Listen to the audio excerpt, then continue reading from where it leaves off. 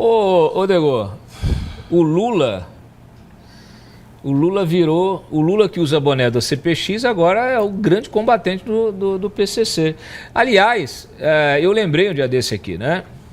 O Lula esteve na favela do Moinho. Coloca o meu artigo, por favor. Esse artigo aqui, cadê o artigo? É o Favela do Moinho. Ah, não, escrevi ontem.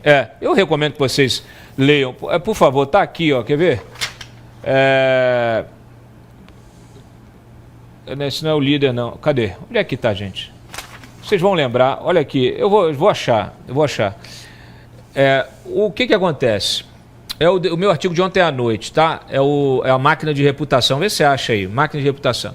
Máquina de assassinar reputações. Vocês sabem, quem conhece a política brasileira sabe que o PT, historicamente, né, ele trabalha com a difamação dos seus rivais, tá? E isso é feito, às vezes, pela mídia, às vezes com o aparato estatal, às vezes as duas coisas combinadas, né? Então a gente teve aí, ontem, por exemplo, uma matéria falando aí do Rueda, né? O Rueda é líder, presidente do União Brasil, que está na Federação do União Brasil com o Progressistas.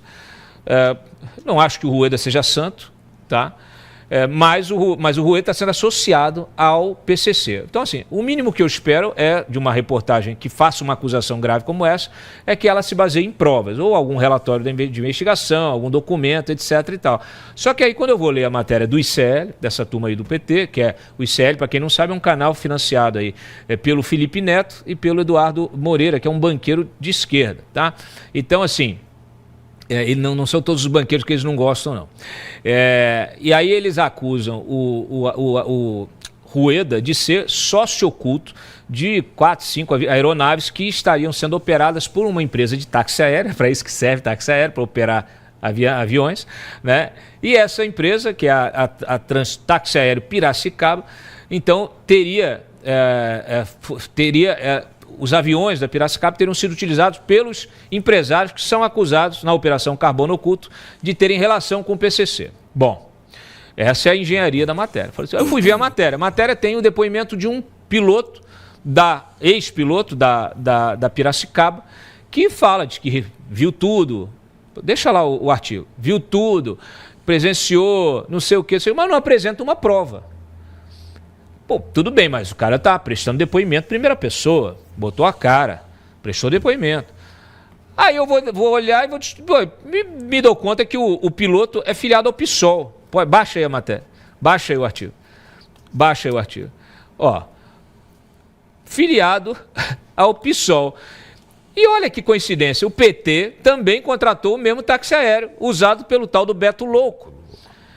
Tá certo? Então, assim, eu não vou reler tudo, mas a gente sabe que pode baixar aí, baixa aí.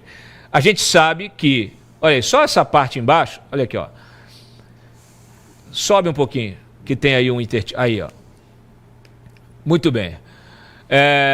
Bom, primeiro que, assim, eu li a investigação, os documentos da investigação, não está muito claro esse relacionamento com o narcotráfico. Apenas há ali indícios fortes de sonegação e lavagem de dinheiro. Sim, tem crime para ser investigado, tá certo? Então, que investiguem esse crime desses empresários aí. Um é chamado de Beto Louco, outro é chamado de Primo. Bom, esses Beto Louco e o Primo usaram aviões, então, dessa empresa de táxi aéreo, que também foi usado pela Gleisi Hoffmann. Coloca lá de volta. Coloca lá de volta. E aí é o seguinte, e aí a gente tem essa associação do governo, né? Então, do seu aparato de mídia, tentando forçar essa barra aí, associando o Rueda ao PCC, tá bom? Ao PCC. Bom, chegaram então a fazer essa peça de propaganda que vocês viram aí, associando o PCC a Nicolas Ferreira. Essa peça rolou na internet aí nas semanas passadas. Deixa lá. Peça compartilhada, aí que está a ironia da coisa, pelo perfil social da Associação de Moradores da Favela do Moinho, Degô, onde as chefes da citada associação, a Alessandra Moja e a filha Yasmin, foram presas logo depois por ligação com o PCC. Aí a matéria, a Alessandra Moja, ligada ao PCC, recebeu quem na Favela do Moinho? O Lula, dividiu o palco com o Lula, tá? Vejam que a Alessandra é irmã do narcotraficante Léo do Moinho, que esteve aí, então, a Alessandra ao lado do Lula no evento de lançamento de projeto habitacional lá do governo federal. O mesmo Lula que não topou classificar o PCC, Degô, como organização terrorista, como queria o governo de Donald Trump. Como se a investida contra o Nicolas não surtisse efeito, a máquina de assassinar reputações do PT agora mira aí o Antônio de Rueda. Tá? Ele também, aí a gente tem que lembrar que ele é o responsável pelo racha do Centrão com o governo e também foi identificado como um dos principais promotores da pauta da anistia junto à bancada, que justamente no dia da matéria, antes até, ela votou em peso pela urgência do projeto. Então, assim, as novas denúncias surgem justamente nesse contexto. Precisam ser analisadas pelas provas que as sustentam, se elas existissem. Né? A acusação tem uma única fonte, que é o piloto Mauro Capucci Matosinho, que relatou, então, ao ICL, canal do banqueiro Eduardo Moreira do youtuber Felipe Neto, ter presenciado conversas que apontam para Rueda. Segundo Matosinho, o advogado seria dono, então, oculto de várias aeronaves usadas pela empresa TAP. TAP não é a TAP portuguesa, é Táxi Aéreo Piracicaba, que também foi usada pelos empresários, então, Mohamed Hussein Murad, o primo, e Roberto Augusto Leme da Silva, o Beto Louco, apontados como responsáveis pelo esquema de fraudes fiscais no setor de combustíveis. O piloto não apresenta provas, mas teria prestado depoimento à Polícia Federal logo após seu retorno de uma viagem ao Uruguai, para onde levou a família do Beto Louco, justamente na ocasião da Operação Carbono Oculto. Chama a atenção que o Matosinho tenha procurado o ICL Notícias ainda em novembro de 2024 e não a Polícia Federal ou o Ministério Público. Sim, quem diz isso é o próprio ICL, que escreveu: o piloto, que se diz indignado pelo conteúdo das conversas que presenciou, procurou o ICL Notícias pela primeira vez em novembro do ano passado. Peraí, procurou o órgão de imprensa, voltou, continuou trabalhando 10 meses na empresa e não coletou provas?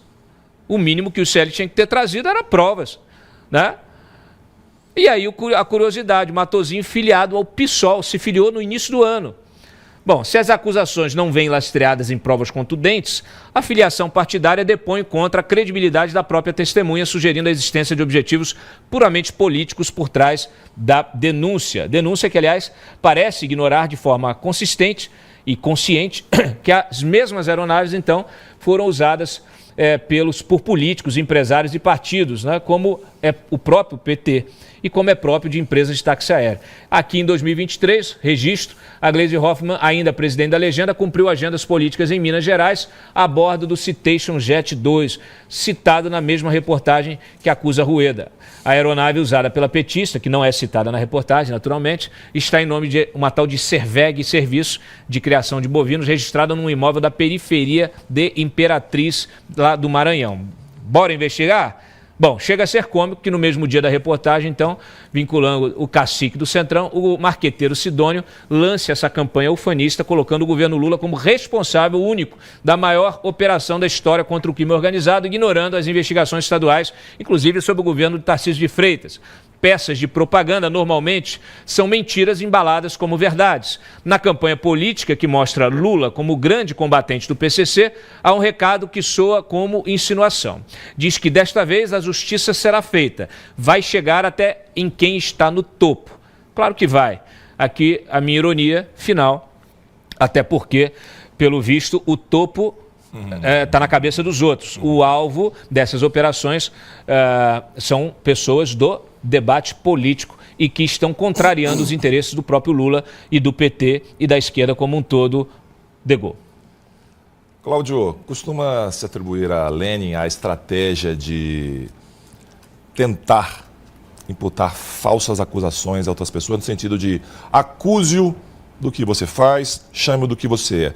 Independentemente da autoria dessa estratégia, nós podemos traduzir isso aí exatamente como você falou. São mentiras embaladas como verdade. Então, vamos aos fatos. Eu tive a honra de servir 4 anos ao governo Jair Bolsonaro. Em nenhum momento desses 4 anos, jamais se noticiou de que qualquer autoridade ou representante do governo tenha recebido narcotraficantes ou narcoterroristas, como você preferia. Nenhuma autoridade de qualquer nível. Não se conseguia sequer pensar em realizar operações policiais, até mesmo militares, nas comunidades. O acesso totalmente negado para quem é agente das forças de segurança e inteligência, como eu fui, você sabe da imensa dificuldade de conseguir subir, ter acesso básico a essas comunidades, até com equipamento pesado. Os ministros do Lula e o próprio Lula são recebidos quase que com tapete vermelho. Visitam presídios, são bem recebidos, têm o voto dessa turma toda, são recebidos, esses narcotraficantes, no Palácio da Justiça, no Palácio do Planalto e em outros órgãos do governo. Então, isso demonstra uma relação que parece ser simbiótica, porque um dos objetivos do narcoterrorismo é justamente espraiar os seus tentáculos nas instituições do Estado, não só por meio de eleições, não só por meio da injeção de recursos ilícitos na economia legal, mas um mecanismo muito utilizado é justamente o de destruir reputações, de acabar com carreiras políticas daqueles que, de alguma forma, são percebidos como inimigos do establishment. Ora, querer colar nos inimigos esse rótulo de narcoterroristas, narcotraficantes vinculados ao PCC, em um governo que se recusa a reconhecer o PCC como uma entidade terrorista, beira ao ridículo. Desse governo nós não esperamos nada menos do que isso, nada menos do que o ridículo. E aí, Cláudio, existe uma interpretação muito errada da nossa lei do antiterrorista, lei de 2016. Sim. Porque o que é que diz exatamente essa lei? Vou até ler aqui. Terrorismo é caracterizado por prática de atos violentos com a finalidade de intimidar a população ou coagir autoridades por razões políticas, ideológicas ou religiosas. Essa lei faz uma ressalva, né, dessa descrição. Ela exclui movimentos sociais ou reivindicatórios. Ora, o PCC, o Comando Vermelho, não são movimentos sociais, não são movimentos reivindicatórios. São movimentos, sim, criminosos, que se caracterizam não pelo objetivo. O objetivo pode ser o lucro, pode ser a desestabilização do Estado, mas é o método. O que caracteriza o terrorismo é o método. Quem há de negar que o PCC utiliza métodos terroristas? Quais são esses métodos, professor? Nós podemos citar vários. Nós podemos citar ataques coordenados e simultâneos a instituições do Estado. Nós podemos citar assassinatos seletivos, como o que vitimou na semana passada o delegado em São Paulo, mas nada disso oculta que esse método, ele também tem objetivos. O que caracteriza o terrorismo não é o objetivo, é o método. Mas isso não significa que o objetivo não seja importante. Qual é o objetivo? É tomar de assalto ao Estado. É o controle territorial de determinada região. E isso que está acontecendo no Brasil, Cláudio. Excelente. Deixa eu ouvir a Carol Esponza e o Eli Vieira.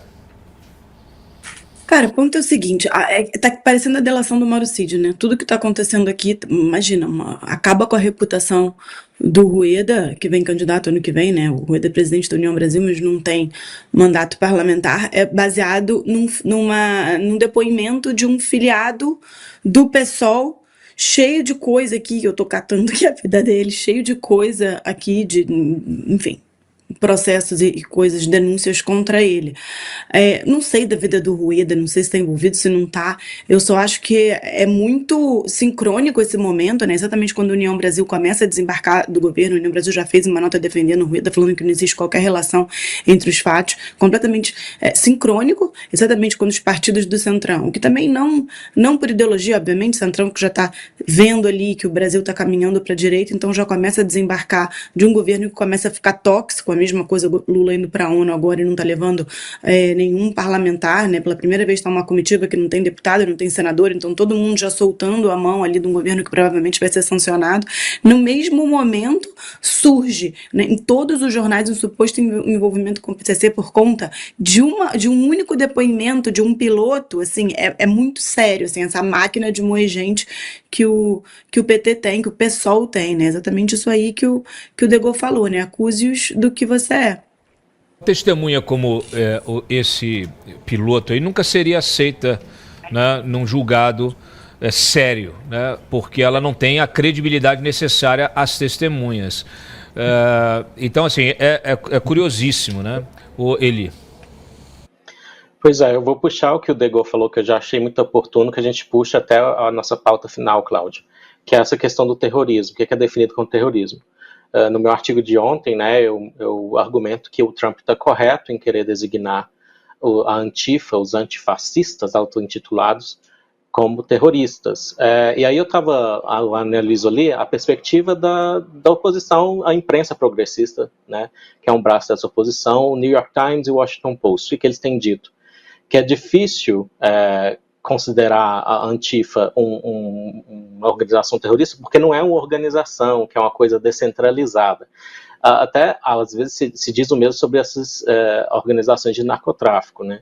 Outra dificuldade que eles apontam, né, da definição internacionalmente aceita de terrorismo, eu cito ali a Enciclopédia Britânica para dar, né, uma fonte bem neutra e com autoridade, é que o PCC, o Comando Vermelho, o Cartel de Los Soles e outros que o Trump até já designou como terroristas, não teriam uma ideologia política, eles só visam o lucro, foi o que o New York Times falou.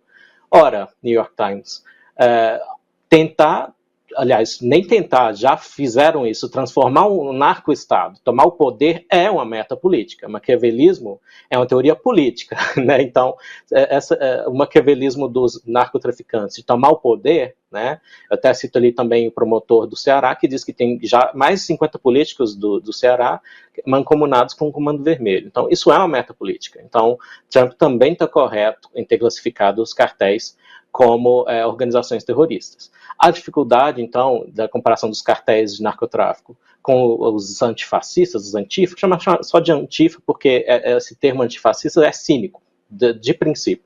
Então, a dificuldade é que o antifa, então, seria uma ideologia, então, descentralizada. Sabe o que me lembrou, Cláudio? Não que eu estou fazendo uma comparação muito direta, não estou dizendo que a analogia é perfeita, mas o MST alega que ele é descentralizado, que é tudo orgânico, são ideias, que não dá para criminalizar ideias, né?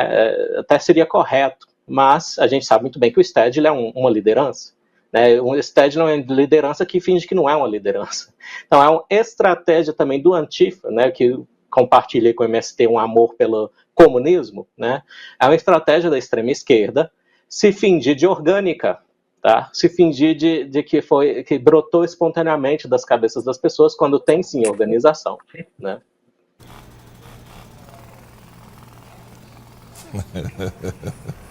Tu tá falando, eu tô aqui. Eu tô tentando relaxar aqui, porque você tá falando, eu tô ficando muito tenso. Fala você, De Gaulle, por favor. Hoje, essa sexta-feira tá puxando também o gancho do Eli. Aliás, o artigo dele tá excelente, recomendo fortemente a leitura.